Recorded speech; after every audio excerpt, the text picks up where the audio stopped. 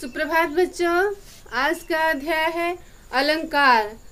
अलंकार किसे कहते हैं, अलंकार का क्या अर्थ होता है, अलंकार के कितने भेद होते हैं, ये सब मैं आप लोगों को बताऊंगी। अलंकार की पहचान आप लोग कैसे करोगे कि कौन सा अलंकार है, मैं पहचान करने की विधि बताऊंगी आप लोगों को।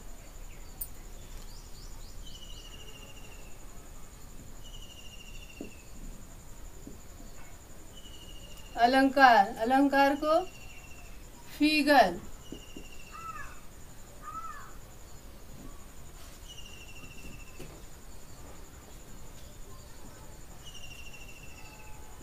फिगर ऑफ स्पीच कहते हैं। अलंकार का अर्थ क्या होता है, तो अलंकार का अर्थ होता है आभूषण। जैसे स्त्री सुंदर दिखने के लिए, अपनी शोभा बढ़ाने के लिए अलंकार को मतलब आभूषण को पहनती है, तो उसी तरह से कवि भी क्या करते हैं, काव्य की शोभा बढ़ाने के लिए उसमें शब्दगत चमत्कार करते हैं। तो जहाँ शब्दगत चमत्कार होता है वहाँ पे शब्दालंकार होता है। तो अलंकार के दो भेद होते हैं, शब्दालंकार और अर्थालंकार। जहाँ शब्दगत चमत्कार होता है वहाँ पे शब्दालंकार होता है, और जहाँ पर काव्य में अर्थगत चमत्कार होता है वहाँ पे अर्थालंकार होता है। अलंकार का अर्थ आभूषण होता है, मैं बताई हूँ। तो कवि काव्य की शोभा बढ़ाने के लिए, काव्य की शोभा शब्दगत शब्दों से काव्य की शोभा होती है, वहाँ पे शब्दालंकार। तो अलंकार के दो भेद होते हैं,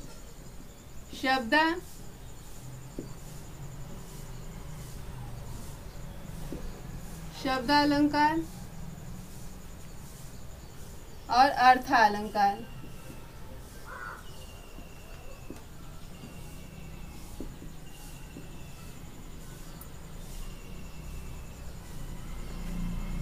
तो काव्य में जहाँ शब्दगत चमत्कार होता है वहाँ पे शब्दालंकार होता है। कैसे काव्य में शब्दगत चमत्कार होता है मैं बता रही हूँ।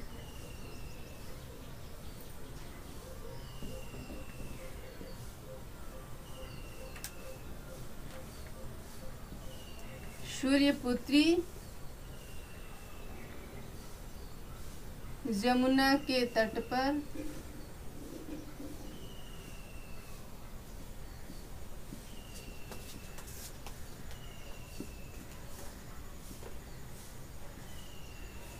बहुत से वृक्ष है,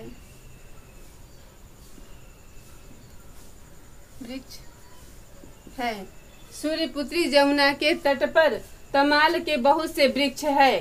तो यहाँ पे क्या हुआ, इसी को कभी क्या करते हैं, शब्दगत चमत्कार करते हैं। तरनी तनुजा तट तमाल तरुवर तरुवर बहुछाए। तरुवर बहुछाए, यहाँ त वर्ण की आवृत्ति करके शब्द का चमत्कार हुआ है। अर्थालंकार में अर्थगत चमत्कार कैसे होता है ये भी बता रही हूँ।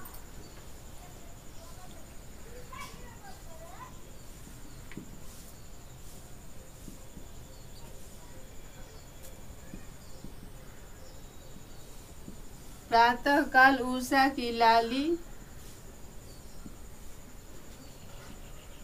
दिखते ही तारे छिपने लगे।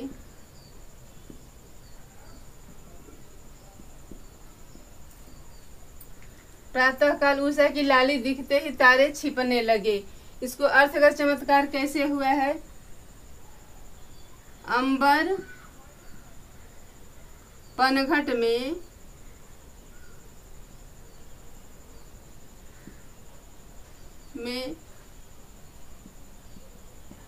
डूबो रही तारा घट उषा नागरी। उषा नागरी, उषा रूपी जो चतुर स्त्री है, उषा रूपी चतुर स्त्री आसमान रूपी पनघट में तारे रूपी घड़ों को क्या कर रही है, डुबो रही है। तो यहाँ पे क्या हुआ है, अर्थगत चमत्कार हुआ है यहाँ पर।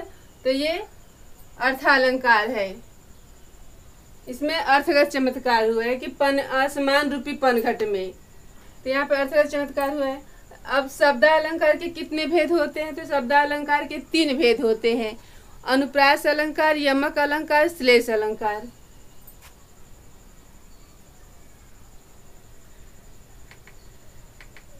अनुप्रास, यमक,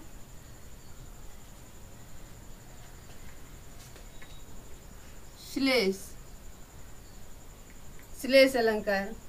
अनुप्रास अलंकार काव्य में जहाँ एक ही वर्ण की आवृत्ति बार बार होती है, निश्चित क्रम से होती है, वहां पे अनुप्रास अलंकार होता है।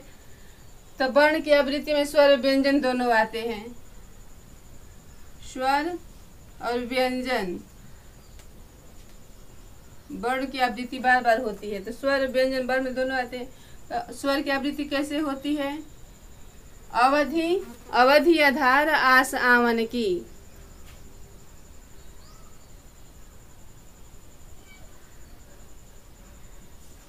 अवर्ण की आवृत्ति हुई है, अवधि आधार आस आवन की। अवर्ण की आवृत्ति बार बार हुई है।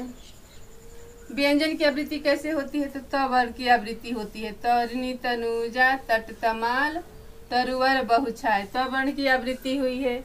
मुदित महीपति मंदिर आए सेवक सहित सुमंत बुलाए। तो म वर्ण की आवृत्ति हुई, मुदित महीपति, म वर्ण की आवृत्ति हुई, और सेवक सहित सुमंत बुलाए। तो सवर्ण की आवृत्ति हुई है। तो जहाँ पे वर्ण की आवृत्ति होती है, रघुपति राघव राजा राम, तो र वर्ण की आवृत्ति हुई है। तो जहाँ पे वर्ण की आवृत्ति बार बार होती है, वहां पे अनुप्रास अलंकार होता है।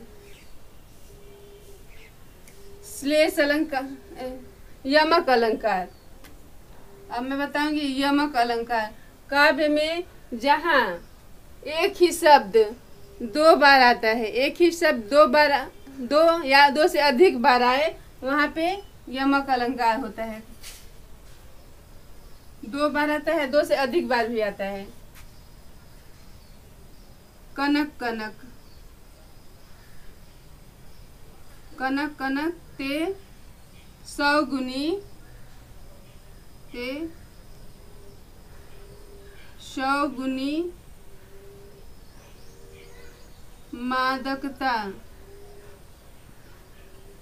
अधिकाय।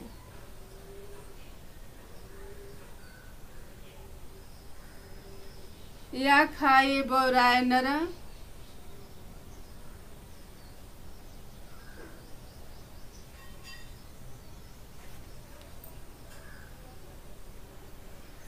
बौराय नर, या पाए बौराय।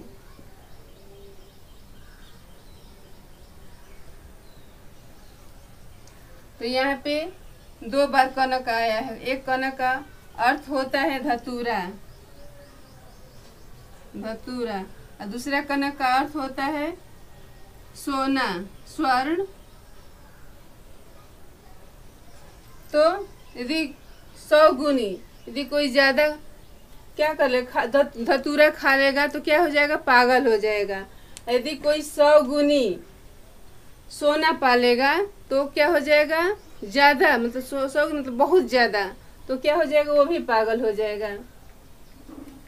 तो जहाँ काव्य में एक ही शब्द 2 बार आता है, जैसे जेते तुम तारे तेते नभ में न तारे। एक तारे का मतलब हुआ उद्धार किए, प्रभु ने जितने उद्धार किए हैं उतने आकाश में, नभ में न तारे, मतलब नभ मतलब आकाश में तारे नहीं हो, नहीं है। तो तारे का 2 का अर्थ हुआ,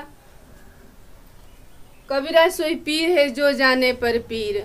कबीरदास जी पीर मतलब फकीर है, वो दूसरों को पीर को समझते हैं। पीर मतलब दर्द। पहला पीर का अर्थ है फकीर, दूसरा पीर का अर्थ है दर्द।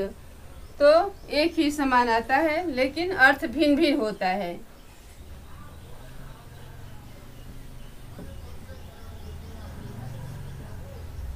श्लेष अलंकार काव्य में जहाँ एक ही शब्द एक बार आए लेकिन उसका अर्थ भिन्न भिन्न होता है, एक ही शब्द का अर्थ भिन्न भिन्न होता है, वहां पे श्लेष अलंकार होता है। मंगन को देखी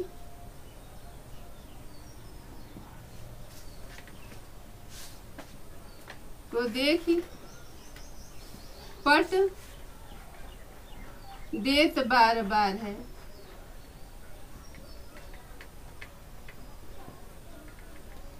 मंगन को देख पट देत बार बार है। तो पट, एक पट आया है लेकिन उसका अर्थ दो बार दो हुआ है, उसका पट का अर्थ दो होता है। पट मतलब वस्त्र,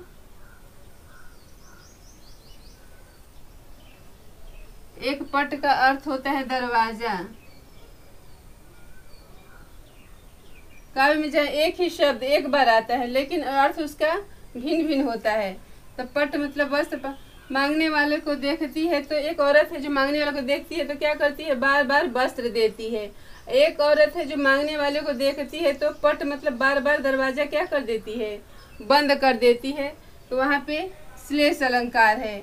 एक और इसका उदाहरण बता दे रही हूँ। सुबरन को खोजत फिरत कभी व्यभिचारी चोर। तो सुबरन को खोजत फिरत,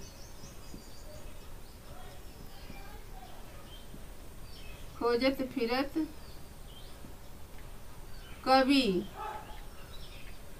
व्यभिचारी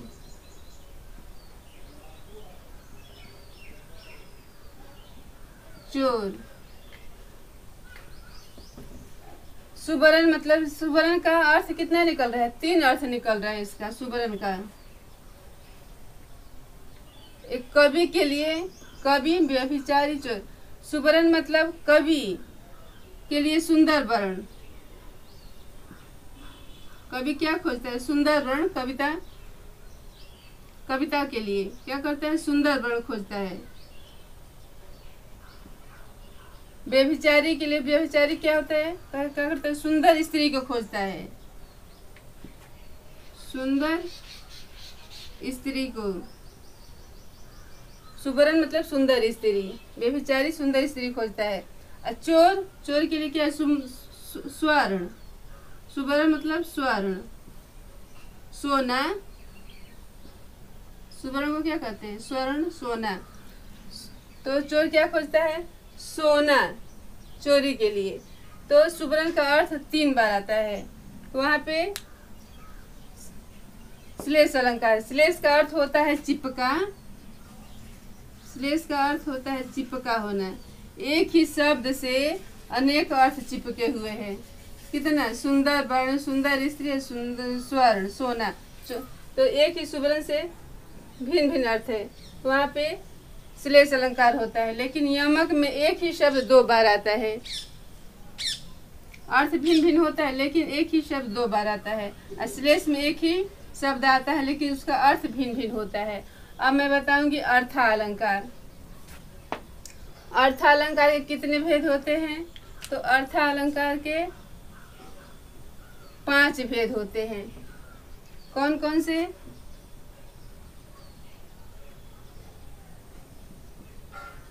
अर्थालंकार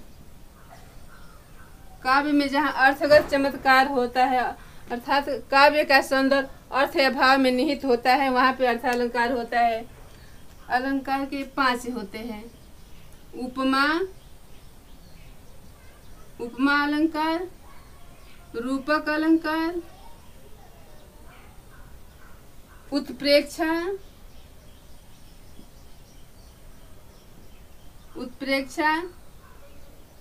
मानवीकरण,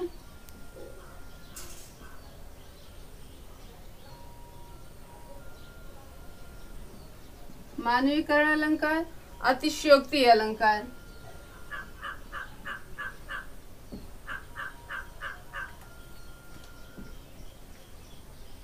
अतिशयोक्ति अलंकार। उपमा का अर्थ होता है समानता या मिलता जुलता रूप का दिखना। उपमा का अर्थ होता है समानता या मिलता जुलता रूप का देखना। काव्य में जहाँ किसी व्यक्ति या वस्तु की तुलना किसी प्रसिद्ध व्यक्ति या वस्तु से की जाती है वहाँ पे उपमा अलंकार होता है। जैसे मुख बाल रवि सम लाल होकर, मुख बाल रवि सम लाल होकर, लाल होकर ज्वाला सा, ज्वाला सा बोधित हुआ।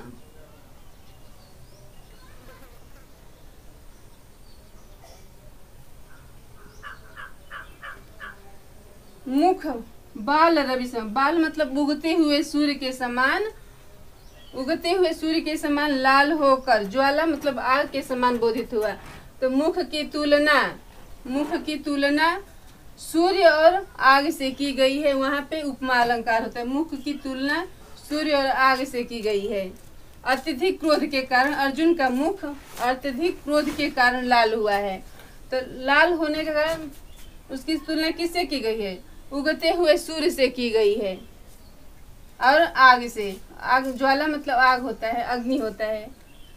तो पीपर पात सरिस मन डोला, पीपर पात सरिस मन डोला, सरिस मन डोला। मन की तुलना पीपल के पत्ते से की गई है। जैसे मन बहुत चंचल होता है, मन तो पीपल का पत्ता भी क्या होता है? हिलते डुलता रहता है, हमेशा क्या होता है? हिलते। तो मन की तुलना पीपल के पत्ते से की गई है। हाय फूल सी, हाय फूल सी, फूल सी कोमल बच्ची, हाय फूल सी कोमल बच्ची हुई थी राख की ढेरी। तो मरी हुई बच्ची की तुलना किसे की गई है? फूल सी कोमल थी, फूल के समान कोमल थी। मरी हुई बच्ची की तुलना किसे की? फूल के समान की गई है, फूल के समान कोमल थी। तो ये उपमा अलंकार है। अब मैं बता दूं कि उपमा में जैसे जिसकी तुलना की जाती है, जैसे मुख की तुलना की गई है तो वो कौन? उसे उपमेय कहते हैं। उपमेय जिसकी तुलना की जाती है, जिसकी तुलना की जाती है, की जाती है, जिसकी तुलना की जाती है उसे उपमेय कहते हैं। जिससे की जाती है तो किससे की गई है? रवि, रवि से और ज्वाला से की गई है। ज्वाला मतलब अग्नि से की गई है। तो जिससे की जाती है उसे उपमान कहते हैं। उपमान जिससे की जाती है, जिससे की जाती है उसे उपमान कहते हैं। तो अब मैं बताऊंगी, आप लोग पहचानोगे कैसे कि ये सब एक ही जैसा दिखता है, कैसे पहचाने कि ये उपमा अलंकार है। तो पहचानने के मैं तरीका बता रही हूँ कैसे। काव्य में जहाँ पर सा से सी, काव्य में जहाँ पर सा से सी सम सरिस रहेगा वहाँ पे उपमा अलंकार है। कैसे देखिए आप लोग, इसमें ज्वाला सा, बीच में जोजक चिन्ह लगा है, ज्वाला सा, सा आया है, सा से। देखिए अरविंद से शिशु वृंद कैसे सो रहे हैं। देखिए अरविंद से मतलब अरविंद के समान कैसे शिशु वृंद सो रहे हैं, छोटे छोटे बच्चे सो रहे हैं। तो से आया है। तो जहाँ पर से आता है सी, हाय फूल सी कोमल बच्ची, तो फूल सी आया है। तो जहाँ पे सा से सी आता है इसके पहले क्या जोजक चिन्ह लगा रहता है। सम आता है, सरिस आता है, सम और सरिस से पहले नहीं लगा रहता, लेकिन सा से सी से पहले लगा रहता है। तो जहाँ पर ये आएगा वहाँ पे उपमा अलंकार होता है। अब मैं बताऊंगी रूपक अलंकार।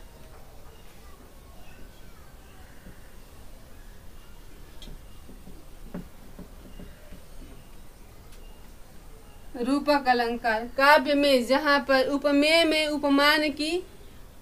उपमान का आरोप कर दिया जाता है। उपमेय में उपमान का अत्यधिक गुण के कारण होता है, अत्यधिक गुण के कारण उपमेय में उपमान का आरोप कर दिया जाता है। जैसे अंबर पनघट में डुबो रही तारा घट उषा नागरी, ये बताई हुई कौन सा अलंकार है? रूपक अलंकार है। उषा रूपी जो चतुर स्त्री है क्या कर रही है? आसमान रूपी पनघट में दोनों को आरोप कर दिया जाता है, मतलब दोनों को एक कर दिया जाता है। आसमान को क्या है? पनघट रूपी होता है, उसमें तारा क्या होता है? तारा घट, तो तारे रूपी घड़ों को ये क्या कर दिया गया? एक कर दिया गया। तारे रूपी घड़ों को क्या कर रही है? डुबो रही है। कौन? उषा रूपी चतुर जो स्त्री है आसमान को डुबो रही है। तो ये रूपक अलंकार है। अब मैया मैं तो चंद्र खिलौना लय हो, मैया मैं तो चंद्र खिलौना लय हो। चंद्र रूपी खिलौना, दोनों को क्या कर दिया गया है? एक कर दिया गया है।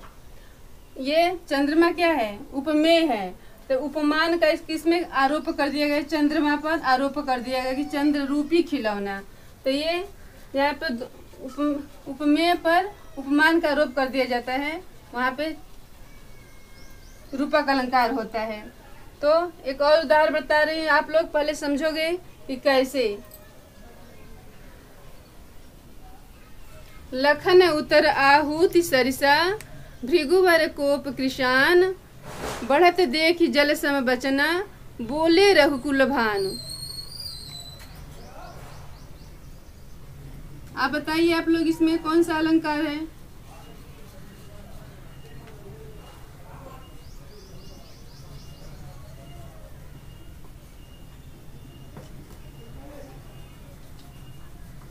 आप लोग देखते रहिए। लखन उतर आहूति सरिसा भृगुवर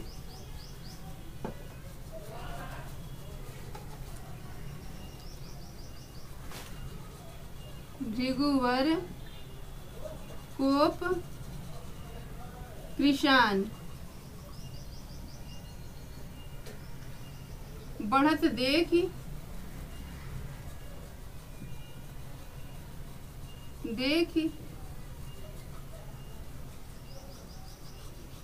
जल सम वचना बोले रघुकुल भानु।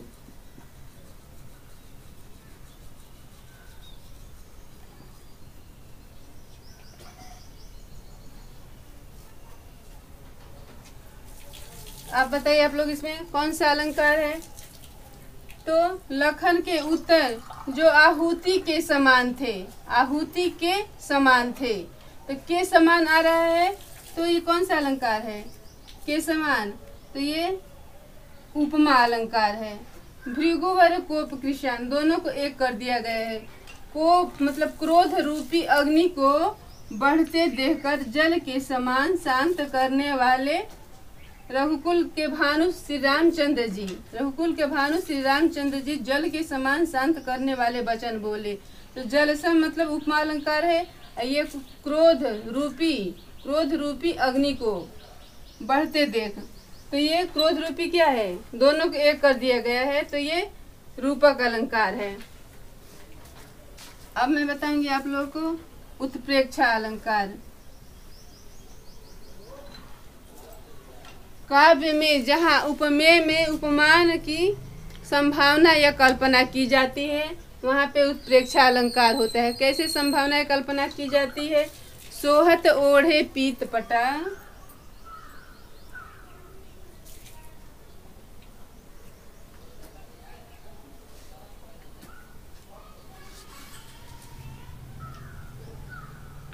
श्याम सलोने गात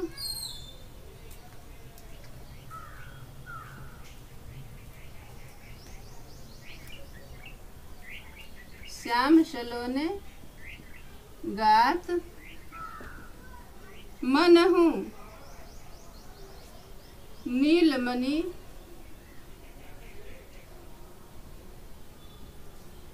शैल पर आतप परियो प्रभात।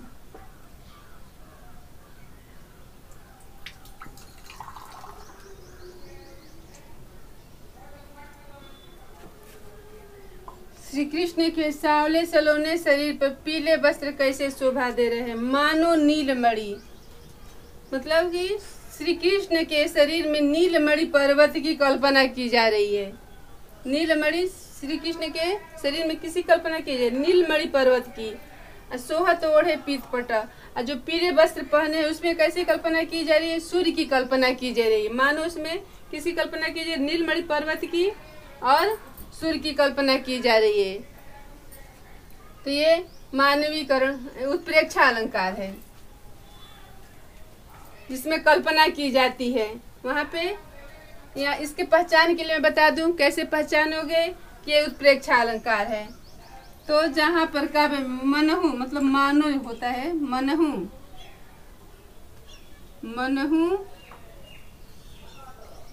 मनु मानो, मनु मानो, मनहु मनो, मनु मानो मनहु, मनो जहाँ पर रहता है वहाँ पे उत्प्रेक्षा अलंकार होता है। जनु जानो, ज्यों जनहु,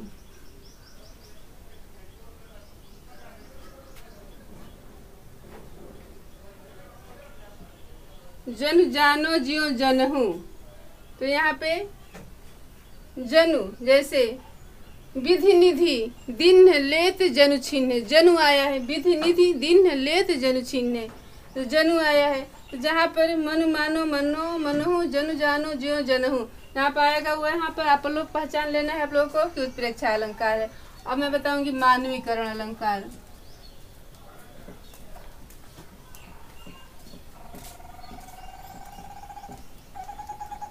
मानवीकरण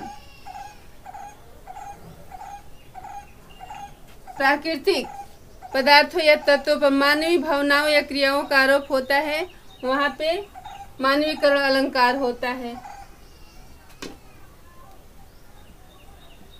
प्राकृतिक चीजों, प्राकृतिक पर मेघ आए, मेघ क्या है, प्राकृतिक है।